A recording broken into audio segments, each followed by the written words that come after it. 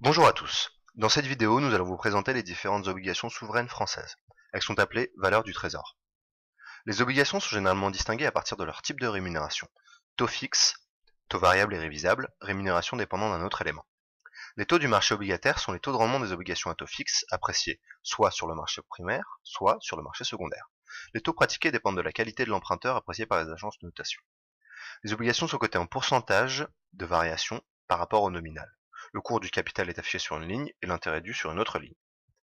L'essentiel du marché obligataire de Paris concerne la dette de l'État. Elle a été rationalisée par la création de 3 catégories de titres standardisés, les valeurs du trésor, les OAT, marché obligataire, les BTAN et les BTF, marché des créances négociables. Les OAT sont le support de l'endettement à long terme de l'État. Leur maturité est comprise entre 7 et 50 ans. La plupart sont à taux fixe et remboursables in fine. Le Trésor émet aussi des obligations à taux variable, OAT TEC 10, et des obligations indexées sur l'inflation, OATI. Les OAT sont émises par adjudication le premier jeudi de chaque mois.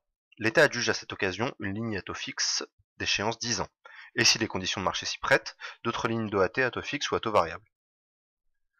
Sur cet écran, nous observons la fiche descriptive d'une OAT sur Bloomberg. C'est une obligation émise par l'État français, ayant pour taux 4% et arrivée en maturité le 25 avril 2013. Le montant en circulation est d'environ 20 milliards d'euros et le montant nominal est de 1 euro. Les bons du Trésor à intérêt annuel représentent l'endettement à moyen terme de l'État.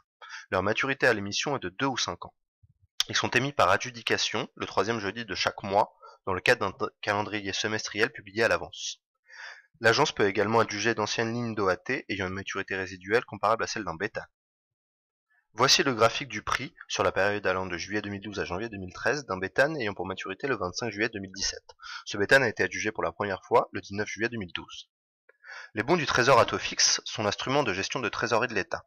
Ils servent à couvrir les fluctuations infra-annuelles qui découlent pour l'essentiel du décalage entre le rythme d'encaissement des recettes et celui du paiement des dépenses, ainsi que de l'échéancier d'amortissement de la dette. La maturité des BTF à l'émission est de moins d'un an. Un BTF à 3 mois est émis chaque semaine. S'y ajoute, selon les cas, une émission de BTF semestrielle ou annuelle. Certains BTF peuvent être émis hors calendrier pour des durées de 4 à 7 semaines selon les besoins de trésorerie. Nous observons ici le graphique du prix sur la période allant du 8 janvier au 18 janvier 2013 d'un BTF ayant pour maturité le 11 avril 2013. Cet écran représente la superposition des courbes de taux des OAT, BTAN et BTF. Il est intéressant de remarquer que ces courbes suivent une dynamique similaire. Le TME est le taux moyen de rendement des emprunts d'État obtenu sur la base d'un échantillon d'emprunts d'État et d'OAT à taux fixe, d'une durée de vie supérieure à 7 ans. Le TMO est le taux moyen de rendement des obligations du secteur public ainsi que de tous les emprunts de plus de 7 ans garantis par l'État. Ils sont calculés mensuellement en faisant la moyenne des taux hebdomadaires correspondants. Le TME est utilisé pour déterminer les taux des avances en matière d'assurance vie ou le taux fixe des prêts à taux variable avec option. Le TME à plus de 7 ans est un bon indicateur de la performance des fonds en euros. Le TMO représente, lui, le taux moyen des nouvelles obligations émises par les entreprises privées.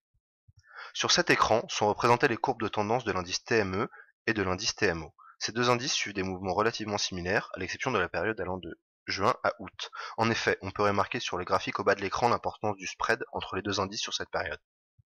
Le TEC 10 est un indice quotidien des rendements des emprunts d'État à long terme, correspondant au taux de rendement actuariel d'une obligation du Trésor fictive, dont la durée serait de 10 ans.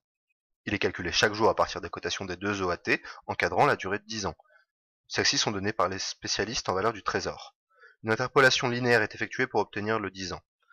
L'indice TEC 10 sert de benchmark pour les taux variables et devrait à terme remplacer l'indice TME. Il est intéressant de comparer sur un même graphique l'évolution de l'indice TEC 10 avec l'Euribor 3 mois. Les taux courts sont plus bas que les taux longs. Cependant, à partir de l'été 2007, début de la crise, la tendance s'est inversée.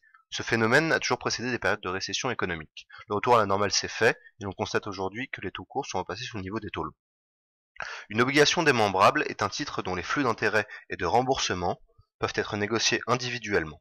Le démembrement est une opération réalisée sur le marché secondaire, en fonction des demandes et des cotations de marché. Il consiste à acquérir des obligations à taux fixe, puis à revendre individuellement chacun des flux de principal ou d'intérêt du titre. Le remembrement est l'opération inverse, seul le remembrement des titres identiques à l'obligation initiale étant autorisé. Les flux démembrés sont de véritables titres zéro coupon, étant émis à prix inférieur à leur valeur faciale, qui sera payée à l'échéance du contrat. Leur rémunération est exclusivement composée de la plus-value que réalise l'acquéreur s'il garde le titre jusqu'à son échéance. Un grand nombre d'investisseurs est à la recherche d'obligations zéro coupon, soit pour investir sur une date précise, soit pour bénéficier de la forte sensibilité des prix des zéro coupons. Les strips constituent pour le marché un véritable instrument d'investissement. Toutefois, le marché des strips reste souvent peu liquide, les investisseurs ayant acquis des zéro coupons pour couvrir un engagement spécifique conservent en principe ces titres jusqu'à leur échéance.